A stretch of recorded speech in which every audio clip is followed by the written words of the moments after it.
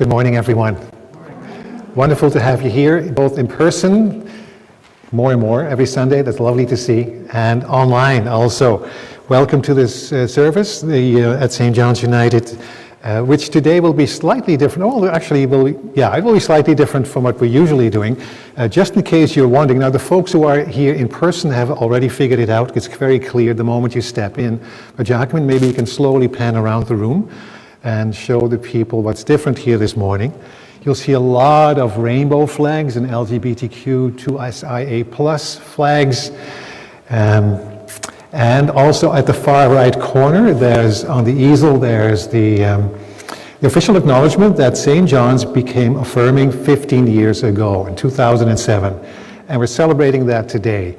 So this service will be led not by me, yay, but by the folks from the GSA group we have here, the Gender and Sexuality Alliance, who offered to lead this worship to celebrate the fact that St. John's has been affirming for 15 years. We were the first one on the peninsula, and the second in Halifax. You figure out who the first one was. So that is, I think we'll be singing for that in a minute. There's another thing I would like to share, and that is, if the bird told me the truth, it was Brenda and Ian Watt's 44th anniversary as well. They were celebrating it, I think it was yesterday. Are there any other celebrations and anniversaries or happy things we would like to share with one another this morning? Oops, let's see what we have on the Zoom.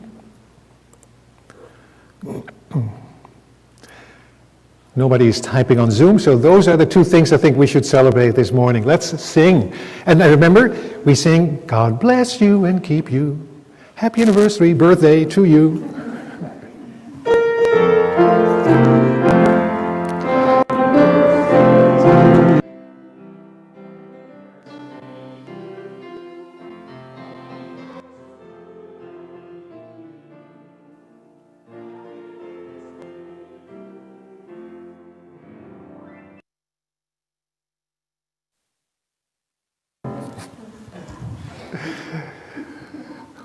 Thank you, Ray.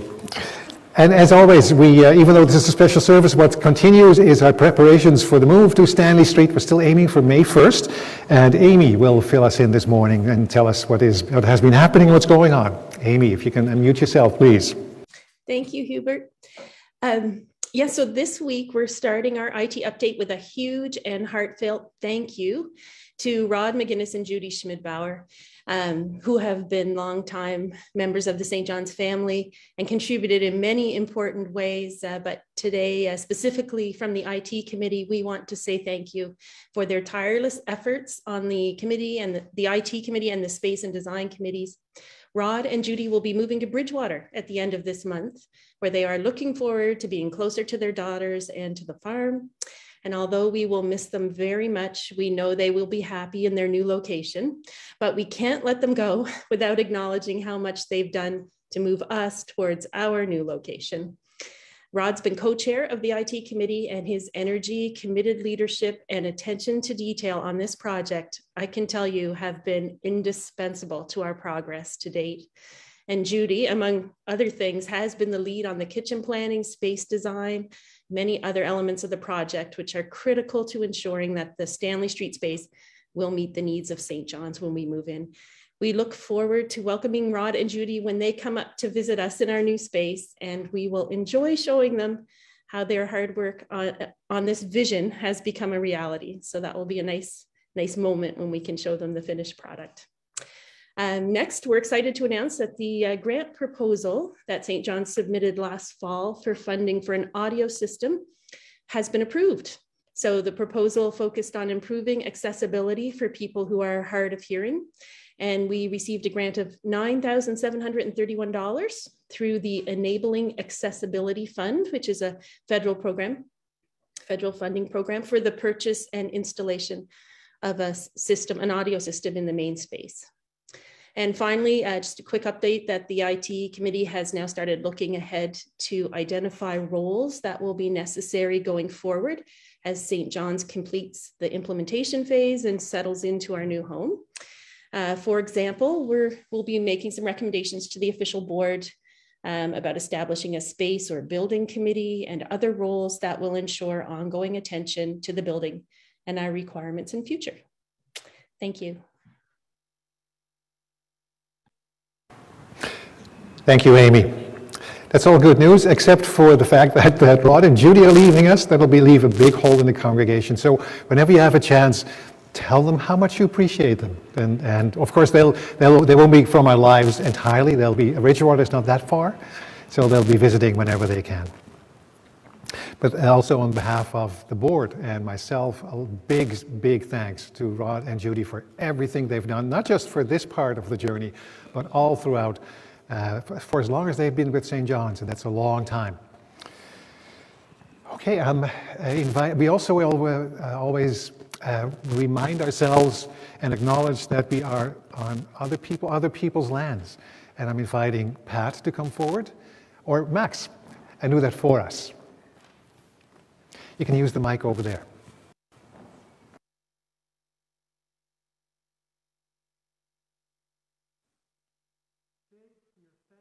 To be live streaming from Mi'kma'ki, the territory governed by the Peace and Friendship Treaties. Our board has committed to working towards reconciliation with the First Peoples of Canada by providing resources and educational programs. This is an ongoing commitment, a journey that has only just begun. Together we strive to live respectfully with those around us, embracing differences to make a difference. Let us remember that we are all treaty people.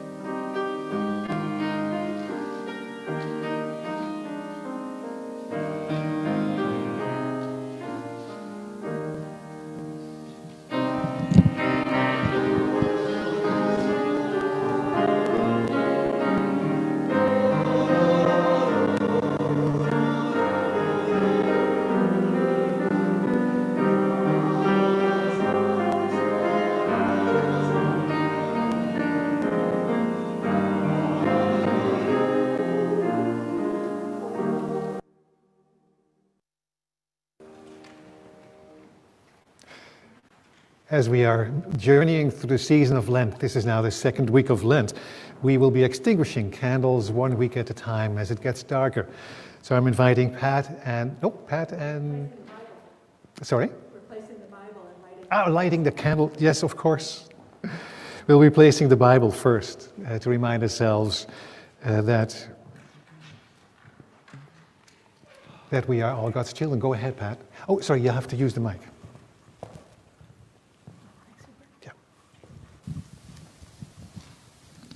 As we place the Bible, we remember that gathered together, we proclaim the good news of God publicly, intentionally, and explicitly.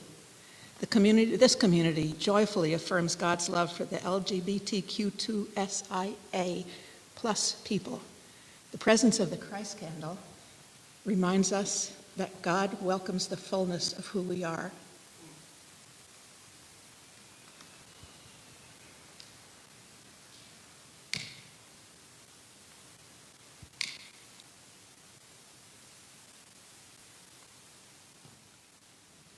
And the rainbow candle. We are people who desire, who long, who practice love in many ways. We celebrate love that is platonic and love that is erotic, love that is queer and love that is collective. We are people who want to know and be known for who we've been, who we are, and who we are becoming. We honor identities in transition. We delight in authentic self-expression. Whether trans or intersex or cis, God moves in our becoming. How wonderful are the many works of God's creative hand. As we light the rainbow candle, may all who long for love's embrace feel their holy worth.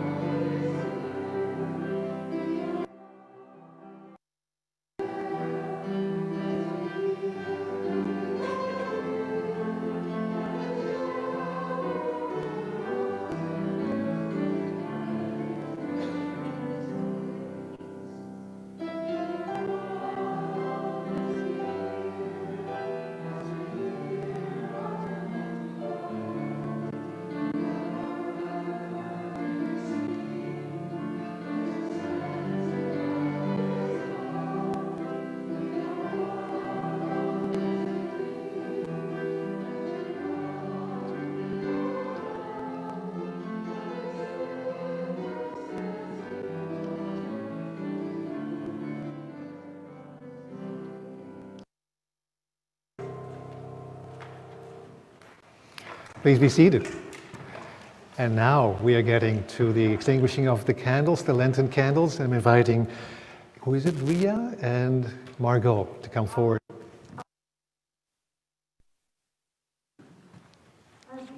I can use the microphone. You can come to the, yeah, why don't you stand here near the candles? Thank you. Rise. Let go of your to-do list and things that distract. Recall that it is the season of Lent. Remember the parable of the sower. The sower throws the seed, and where it lands determines if it will grow or not grow. Think of it this way. Think of the season of Lent as the sower, the time when the seeds of faith are thrown with special intensity, as a time when God calls to us in a low, urgent voice. Listen, Jesus is being drawn to Jerusalem. Where is God calling you to? What is God calling you to do?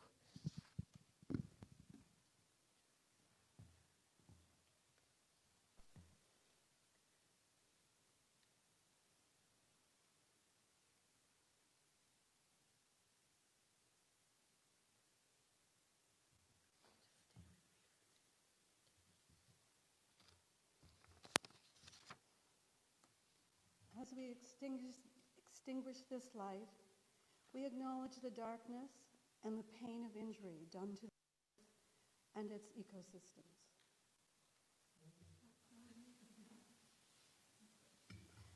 Let us pray together. Loving God, as we journey through this holy season of Lent, may we be open to your presence. Give us the strength to make the changes that are needed in our lives and the courage to take on the work of transforming the world. Amen.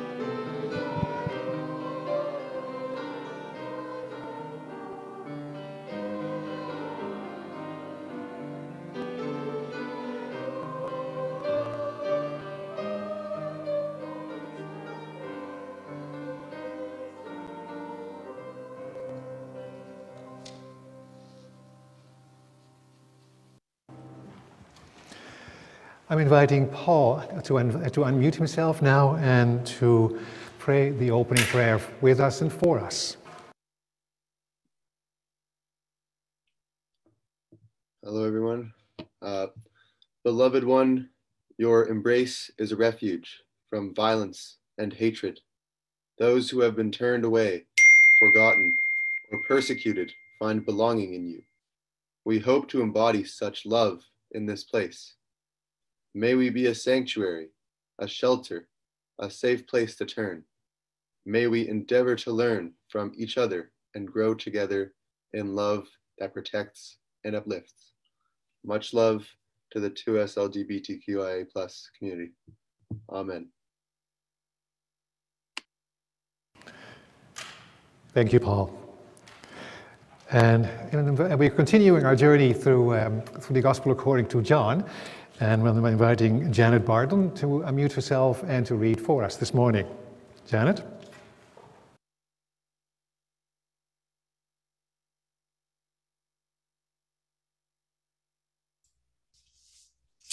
Good morning. This morning's reading,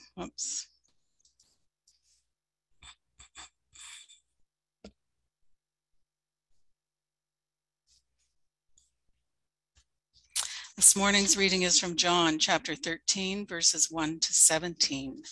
Jesus washes his disciples' feet. It was before the feast of Passover, and Jesus realized that the hour had come for him to pass from this world to Abba God. He had always loved his own in this world, but now he showed how perfect this love was. The devil had already convinced Judas Iscariot, son of Simon, to betray Jesus. So during supper, Jesus, knowing that God had put all things into his own hands, and that he had come from God and was returning to God, rose from the table, took off his clothes, and wrapped a towel around his waist.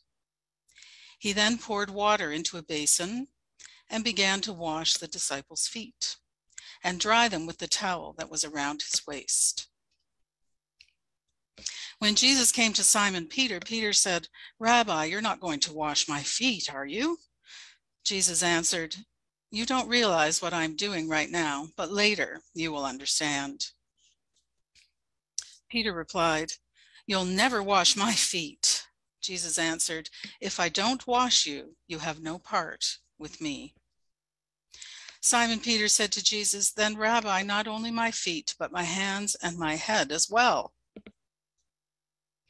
Jesus said, "Any who have taken a bath are clean all over and only need to wash their feet. And you're clean, though not every one of you." For Jesus knew who was to betray him. That's why he said, "Not all of you are clean." After washing their feet, Jesus put his clothes back on and returned to the table. He said to them, "Do you understand what I've done for you? You call me teacher and sovereign, and rightly, for so I am. If I, then, your teacher and sovereign, have washed your feet, you should wash each other's feet. I have given you an example that you should do as I have done for you." The truth of the matter is, no subordinate is greater than the superior, no messenger outranks the sender. Once you know all these things, you'll be blessed if you put them into practice. Listen to what the Spirit is saying. Thanks be to God.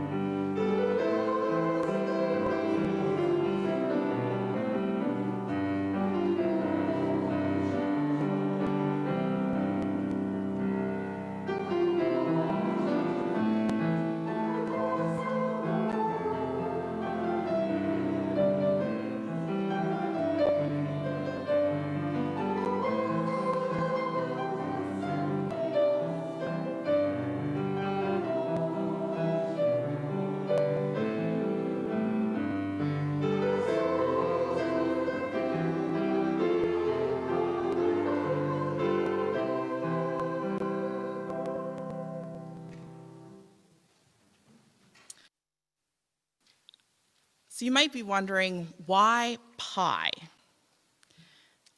It's pretty easy. Pi is a sacred circle. What's a sacred circle? I know, I can hear the questions emanating from all of you. It's like I'm a mind reader or something. Pi, P-I, or that little funny squiggly sign, is 3.14 on into infinity. It's a number that never, ever ends. It's also, I'm never going to get this formula right, so someone can correct me if they want to. It's part of the equation that equals the circumference of a circle. So you have to go all the way around to get pi. And pi is needed to go all the way around. We need to go all the way around.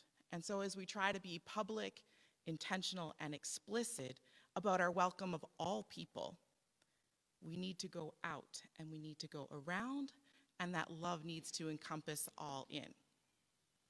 Pi is not the only sacred circle. Hubert, are you ready to go? I got some pictures of some sacred circles. I just found these on Pexels, so some of them aren't as nice as what I would like.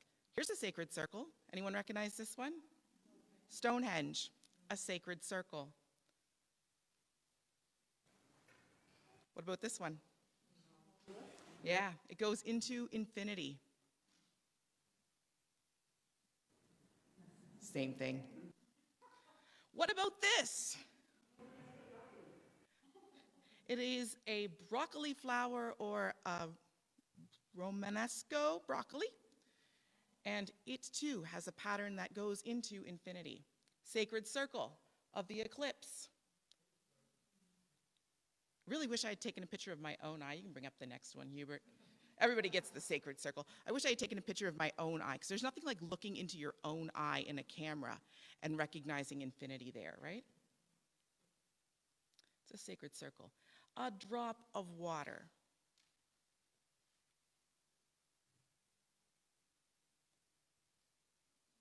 Time is a sacred circle. Sunflowers, sacred circle. You see them all over the place in nature.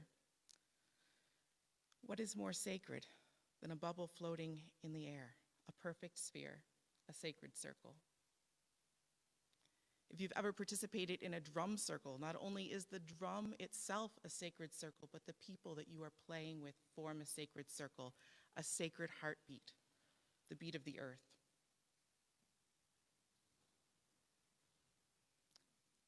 Prayer beads.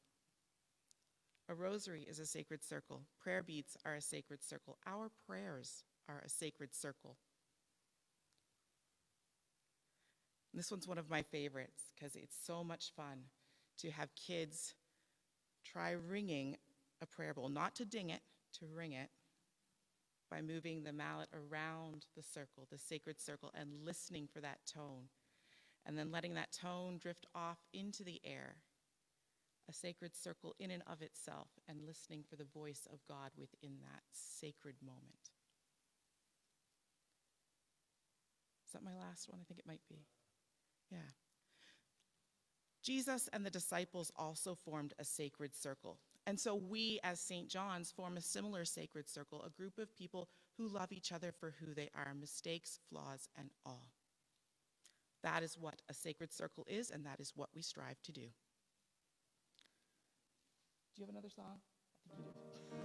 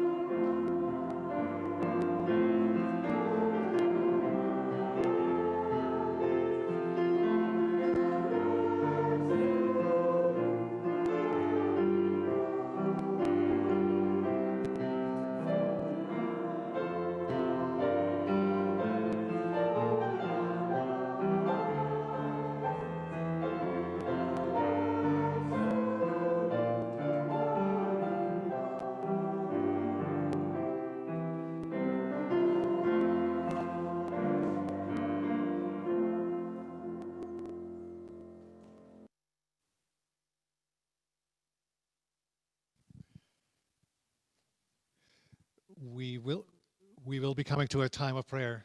We'll be coming to a time of prayer shortly, but first, I'd like to, this sermon will not be offered by myself, but by two people who have been very much involved in the journey for St. John's as it became affirming, on the road to affirming.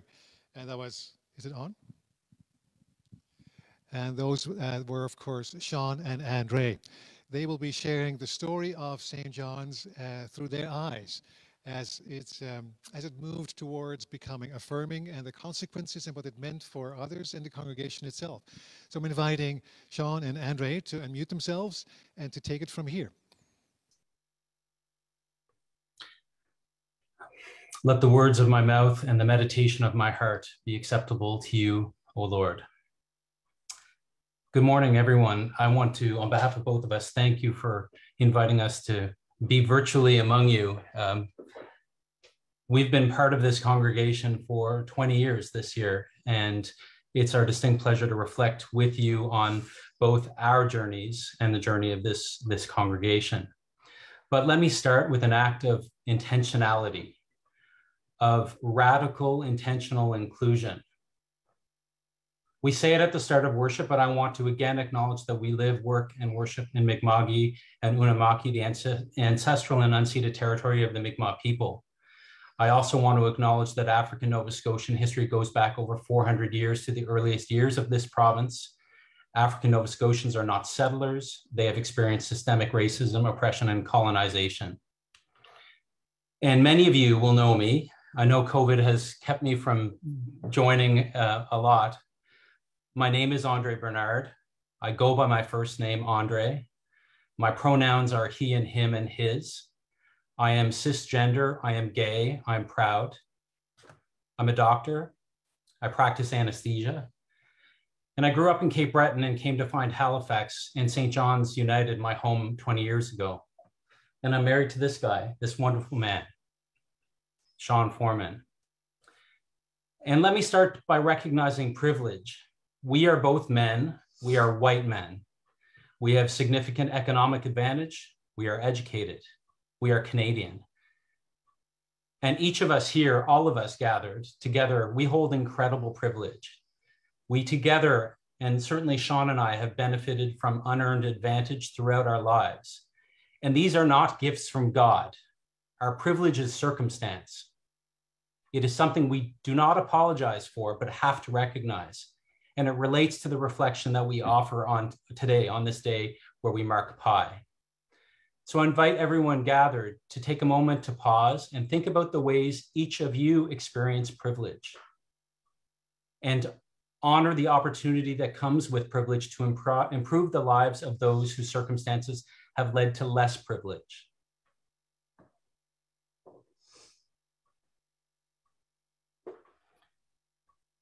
And I start today's sermon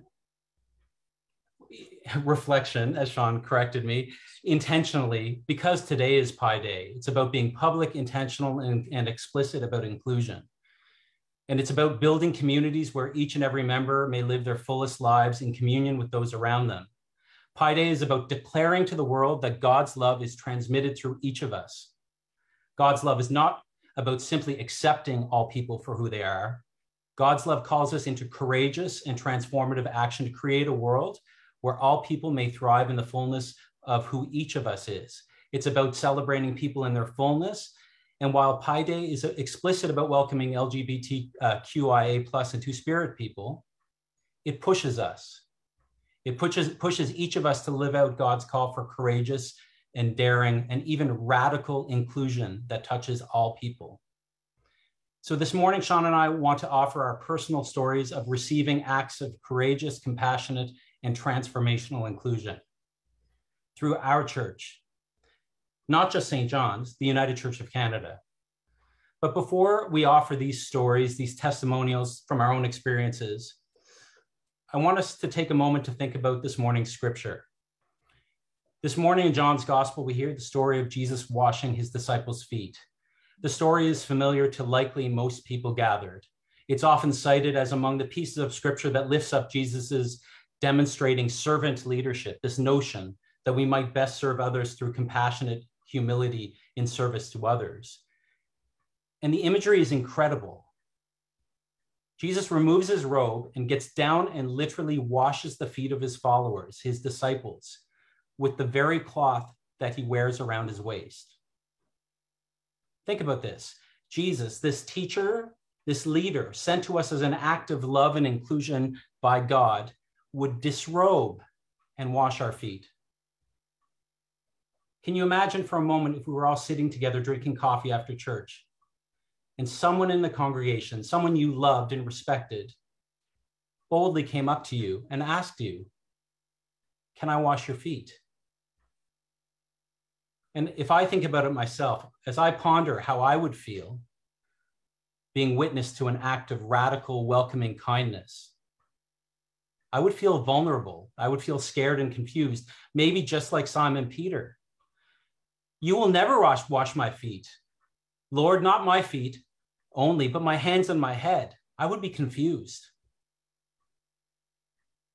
I would feel humbled and transformed. I might ask myself, who am I to be so loved by this person that they might wash my feet? Think about it. What greater an act of compassionate, public, intentional, explicit inclusion than having your feet washed by someone or something that you look up to, that you respect, that you look to for leadership and support? I ask each of us, how does receiving unconditional love through such an act transform us? And we ask each of you now, what if this metaphoric foot washer was in fact your church? That despite power and privilege structures in society, it was your church whose enduring task was to kneel down and simply demonstrate unconditional, selfless love for you. Pi, public, intentional, explicit. So I invite you now to hold close this metaphor, and on this Pi Day, Sean and I wish to lift up how the United Church of Canada has impacted our lives in such a way. As gay men growing up in a society that told us that we did not belong, we were both transformed by the public, intentional, and explicit, courageous, compassionate love of the church, both at St. John's and the United Church as a whole. And let me continue and say a few words about my story. Some of you will know this. I grew up on the west coast of Cape Breton, where I deeply experienced othering in the community that I grew up in. Collectively, me and my family were referred to as non-Catholics because that binary is what existed. You were either Catholic or non-Catholic, you were from away or you were from that community. And so when we settled into this community in Western Cape Breton Island, we joined the United Church, a tiny 4.5-point pastoral charge by the same name as this very church, St. John's Pastoral Charge, where we were immediately plunged into the activities of that small congregation. Me and my sister joined Sunday school. We were eventually confirmed. And in that experience of growing up in that little satellite, that little island of the United Church in the community I grew up in, we experienced inclusive love in a way that we did not experience in the community around us when we were children. And we witnessed social justice in action in our community. And for me, as I think back, especially on the formative time of being an adolescent in the late 80s and early 90s, I knew I was gay, but I was absolutely scared to come out to a world that did not look at me in the same way as others, that mocked me. Our family, we felt othered enough in this community. And yet the church, my church community, reflected something very different. Many of you will remember the act that the United Church of Canada took part in 1988 when the General Council agreed finally to ordain GLBTQ people as ministers in this church. And for those of you who may have not been involved in the church at the time, that echoed across this country and around the world. And for me, as a not out gay adolescent, it was a testimonial, it was witness to an inclusion that I would come to see in the subsequent decades. Lord, you will never wash our feet, yet our feet were washed. And the church of my growing up propelled me into service with the church. In the late 90s, in fact, Annika and I would have met at Mount Allison. But right when I was getting going with Mount A, I was invited to take part in an international program of the United Church of Canada called Project Oikos. In approximately 10 months period of time, I traveled around the world working with the United Church of Canada, the United Church of Christ in the United States, the United Church of Christ in the Philippines, and an association of churches in Germany, exploring the very issue that we're talking about today: inclusion, social justice, economic justice, and solidarity with people, whatever their gender may be. Spending a year, nearly a year, with 15 others from around the world, trying to understand how we overcome structures in society that exclude. And for me, Project Oikos opened my eyes that it wasn't just my church, the United Church, that was committed in action. It was, in fact, our entire collective as Christians around the world. And I returned back from Oikos changed, and I continued my work in the United Church in youth ministry. And in youth ministry, as a layperson, I witnessed inclusion for everyone, whether straight, gay, girl, boy. And at Mount Allison, I was part of several communities, including Sackville United Church and the chapel community that Annika and I both took part in, where everyone came as university students, as faith-seeking people, and were included or sought to be included despite our diversity. And as I transitioned through from university into my early professional life, I moved to Ottawa. And Ottawa was a challenging time for me, but once again, I was captured and supported by First United Church in that community. And I became very sick. And while being sick and receiving pastoral care through the church, I was able to deeply connect with loving myself in a way I never did. And I made the decision to come out, and come out proud. And then I moved to Halifax. And this is where our story picks up. On arriving in Halifax in 2002, I needed a church community that would reflect that which had been my anchor across my entire life. And I met Sean just 3 months into my time in Halifax. We joined St. John's United Church, and we experienced unwavering inclusion through the ministry of this church. And Sean's going to say more about this. And we were among the first gay couples to be married under the banner of St. John's United Church. And because we didn't have a building, we were the first gay couple to be married under St. John's United Church in the building that is St. Andrew's United Church.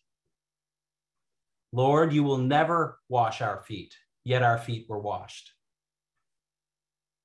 My lived experience as a gay boy turned into a gay man was transformed by the inclusive action of the United Church. I credit this community of faith and those I experienced before now as being singularly responsible for making me who I am today, someone who knows inclusion, who has experienced inclusion.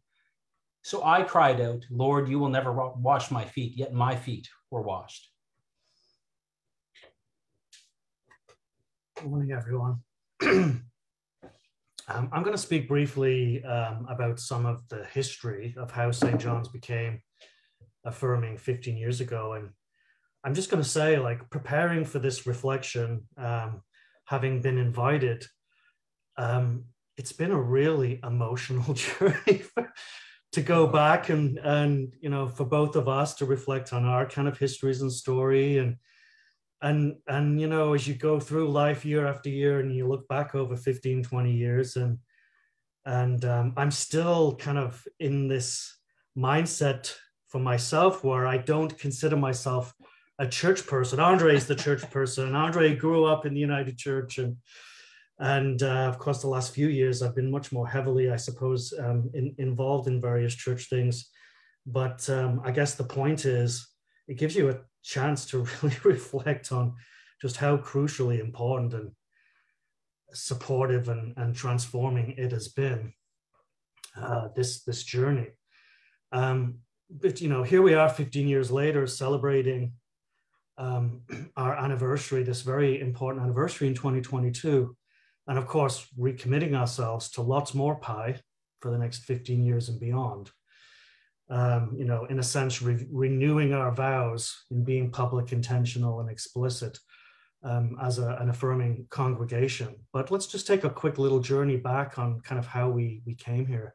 For me personally, when Andre and I started dating in November 2002, when he had moved from Ottawa, and I was kind of a radical gay activist at the time. I was a junior lawyer called to the bar in '99. I was heavily involved in pretty much every LGBT group. I was chair of the board of the Nova Scotia Rainbow Action Project, co-founding board member, treasurer, and counsel for the Youth Project, co-founded the sexual orientation and gender identity section of the CBA, the Canadian Bar Association, and I had zero interest in church or God, who to me had rejected me as a child growing up in the Church of England in the UK.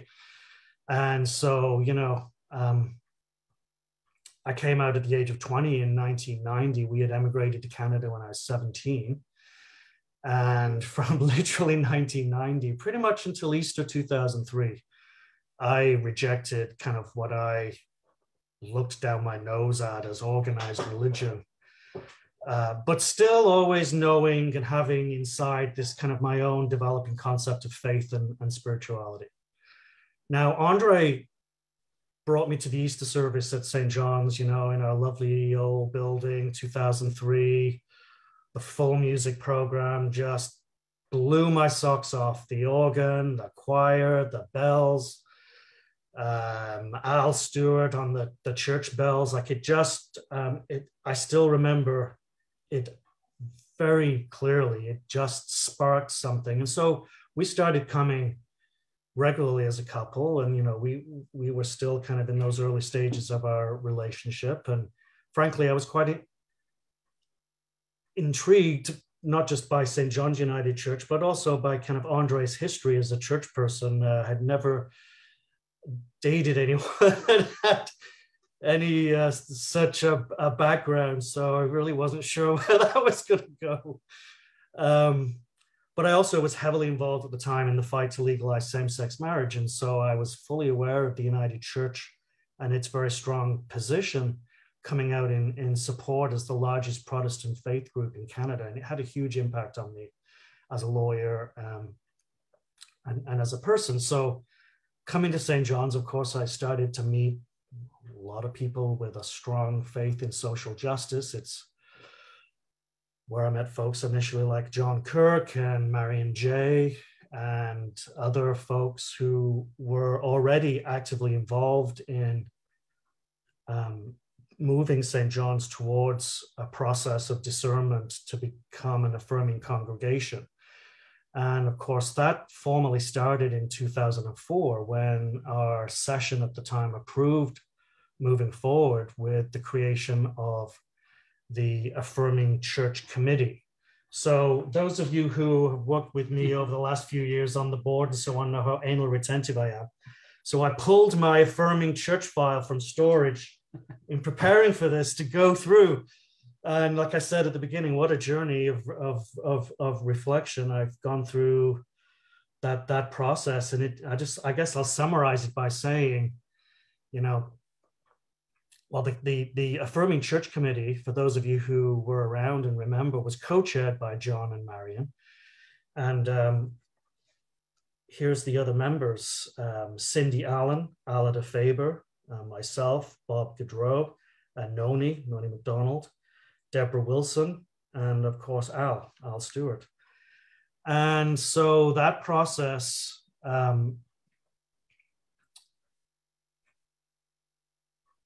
was one that was based, it was the first time that I really had to understand and experience what discernment was, in that sense of taking the time of kind of, grace and generosity and care, education, discussion. And when you look at that process we went through from 2004 to 2007, it was I was trying to reflect myself without necessarily going through my file of just, I only have positive recollections of it. I don't recall, although of course it was, I suppose you could describe it perhaps at the time as being a controversial decision in some ways. I don't recall there being overt hostility, but it was a 3-year process of discernment and education. And so I just want to remind folks kind of some of that process, from 2005 into 2006. Here's an example of some of the education sessions that we did. Al did a session on the 2,000-year overview of the church's stand on same-sex marriage and sexuality. I did a session on the law of the realm and same-sex marriage because we had just recently, of course, in September 2004, had our case in Nova Scotia. And then I had represented the couples in Newfoundland. That was 2 of the 8 cases. And then the reference was taking place federally later in 2005. We had a scriptural and theological overview by Reverend David Hart from Bedford United, and an overview of the process Bedford went through. We did a wonderful session on the science and medicine and debunking the homosexual myth, led by Dr. Pam Brown, who was involved heavily with Bedford United's process as well. And I remember this evening the session on the LGBT family and children with Melanie and Rusty and their family. So that's a snapshot of some of the education that we did, all with Q&A sessions and lots of time for continued reflection and discernment. And I had forgotten, and maybe some of you have forgotten, that, in this process, this 3 years, when Linda Yates joined us, was called to St. John's shortly after, a session overwhelmingly voted to approve same-sex marriages and baptisms for same-sex couples and families. And that was before we completed our process or voted to become an affirming congregation. And I think that's an interesting thing to remember, is that kind of the step-by-step nature and time that was taken, and care in moving through the process. And then, of course, that led to, here we are today. Our last educational session before the formal voting took place was February 2007. That was a breakfast meeting. And remember when we could do those? And hopefully soon, once we move to Stanley Street, we'll be having more of those. But it was a breakfast meeting, providing an update on Affirm United and the movement across Canada.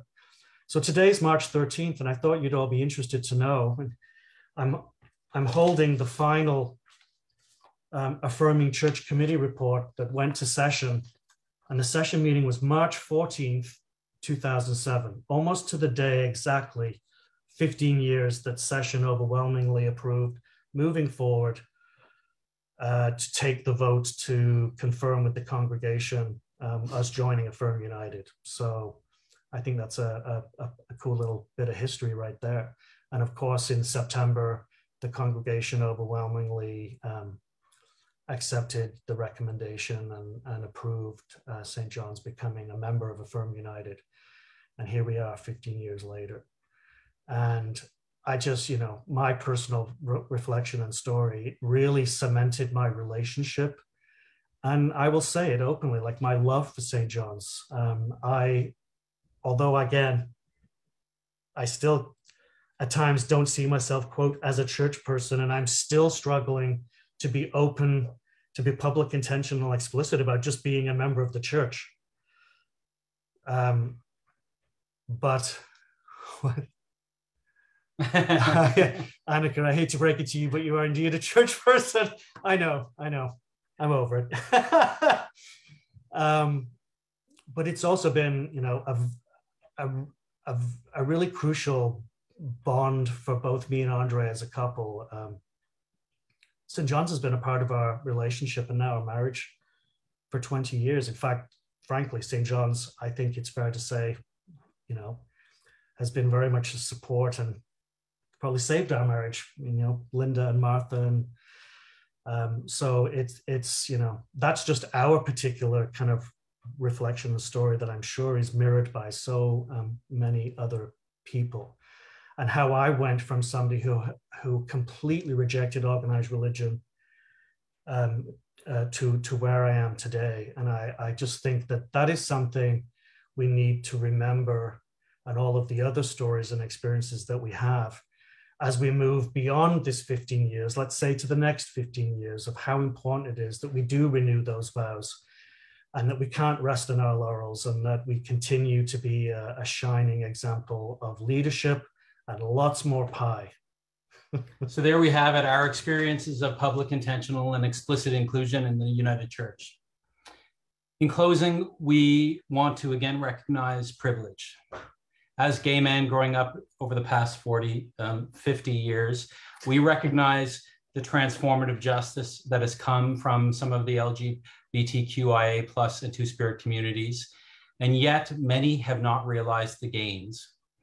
As we reflect on both the role of St. John's United and indeed the United Church of Canada, we ask you that now is the time to recommit to radical inclusion, so that, for example, an African Nova Scotian trans person feels included within our congregation without reservation.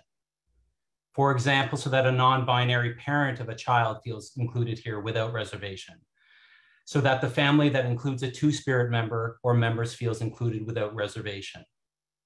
So that we embrace intersectionality as part of our call to respond inclusively.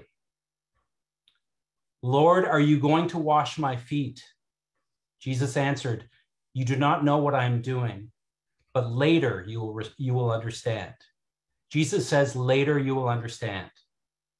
So we ask you, the members of St. John's United Church, whose feet are we now being called to wash as a radical act of public, intentional, and explicit inclusion?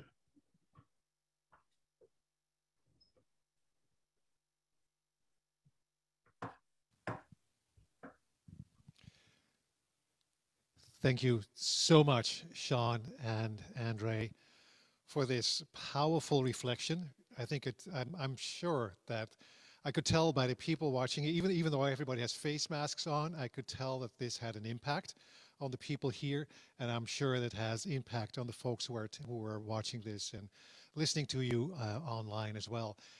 Certainly for myself, speaking for myself, I feel that God just washed my feet. Just a little update. This conversation that Sean and Andre just started will be continued in a sense tomorrow night, as I'll be speaking with the former moderator of the United Church, Gary Patterson, about the history of pie in the United Church and the history of becoming affirming and everything that's involved. I also invite you to start thinking about a few questions you may want to ask to Gary Patterson. It will be live. Even though he's in Vancouver, the time difference will be to our favor. That was the only time it was available tomorrow night. So if you have any questions, anything you would like to ask a former moderator, I mean, this man knows his stuff. You have the opportunity to do that. So we'll continue this conversation tomorrow night. Let us respond to everything we heard and all the feelings we went through with God of many faces.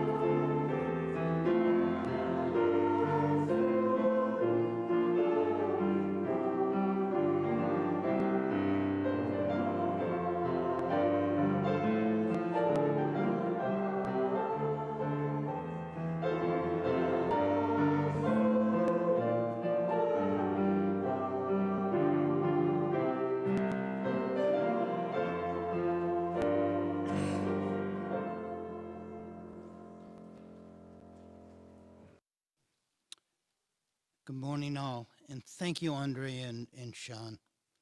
Very, very informative and moving. Makes me know why I joined St. John's. The ones who personally stood up and were counted, and who's thus made a difference for all of us today.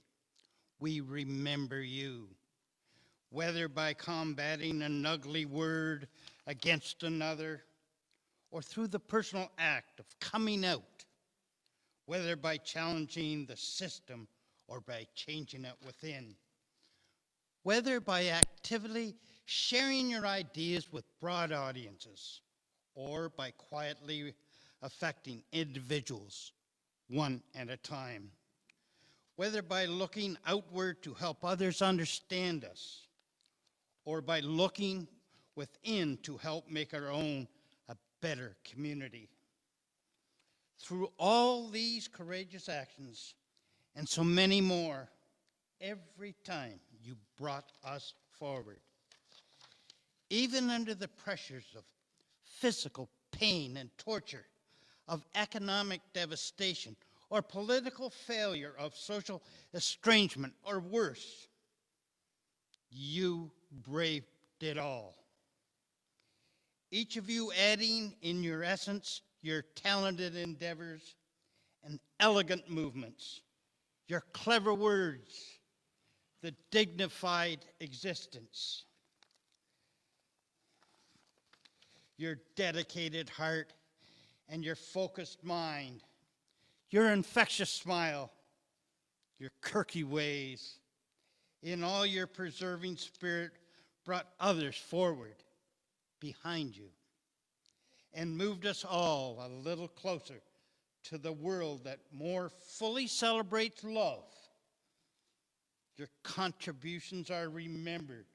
You are remembered, and your memory is blessings. Amen. Let us join in singing the song that God taught us.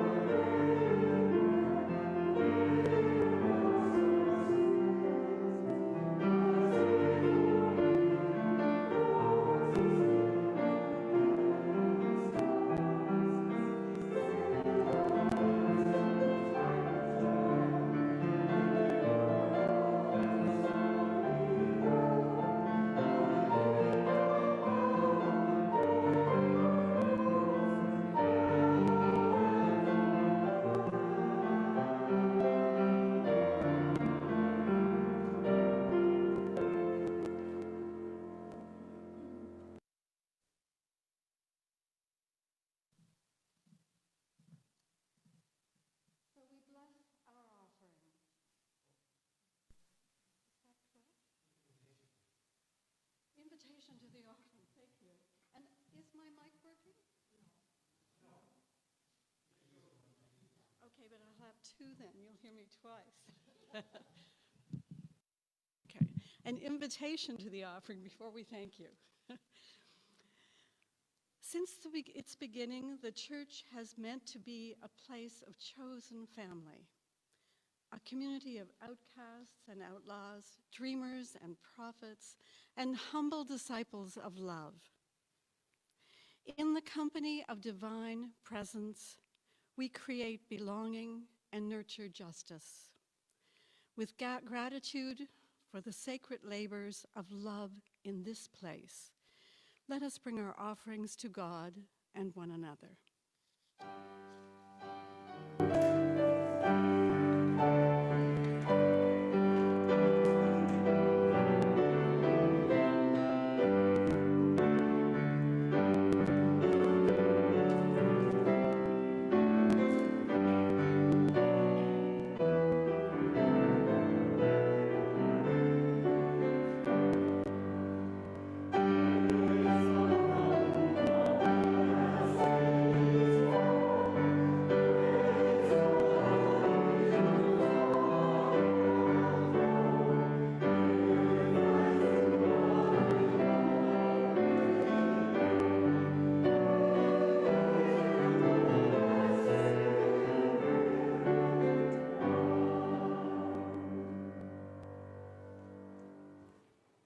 Beloved one, we offer our thanks for the holy witness in the lives of LGBTQ, two-spirited IA people, and of all people. In queer love and in trans and intersex bodies, we experience Christ infleshed. In the faith of those who have been persecuted by the church, Christ is revealed. In the queer practices of community, at love that takes risks, and of telling the truth, even when it's costly, Christ lives on. In gratitude for these and all the sacred gifts of the LGBTQ two-spirited IA community, we give our thanks and we offer these gifts. Amen.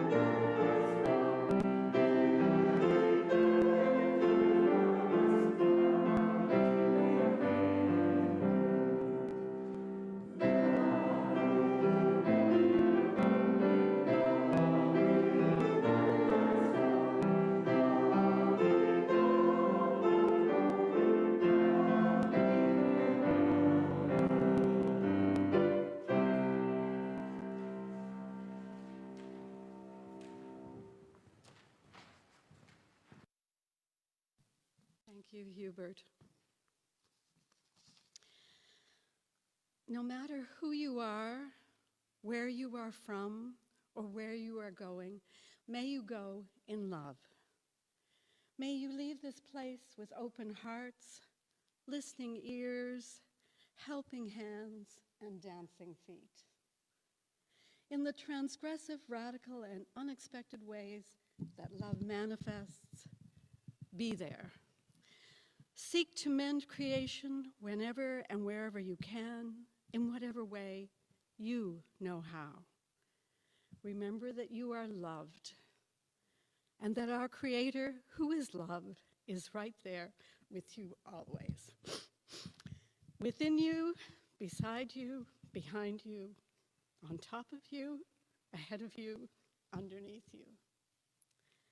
Go into this day, into your life, knowing and trusting that you are held and always will be.